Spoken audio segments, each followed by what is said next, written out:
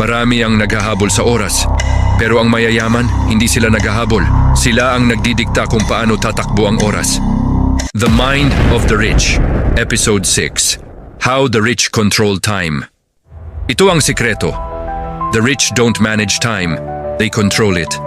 Habang ang karamihan ay busy buong araw, ang mayayaman ay busy sa tamang bagay. Di sila reactively namumuhay. Sila ang gumagawa ng laro. Habang ikaw ay sumasagot sa tawag, gumagawa ng reports, naglilista ng deadlines. Sila nakatingin sa future. Habang ikaw ay iniipit ng schedule, sila ay nakikipaglaro sa strategy. Hindi sila naglalagay ng oras sa lahat. Nilalagyan lang nila ng oras ang mga bagay na may return. Ang hindi nagbibigay ng growth, eliminated, delegated, ignored. Ganyan sila mag-control ng oras. Hindi pagiging busy, kundi pagiging intentional. Ang mahirap, inaabot ng trabaho. Ang mayaman, inuuna ang trabaho na magpapalaya sa kanila sa oras. Kung gusto mong maging mayaman, hindi pera ang unang dapat kontrolin mo. Oras mo.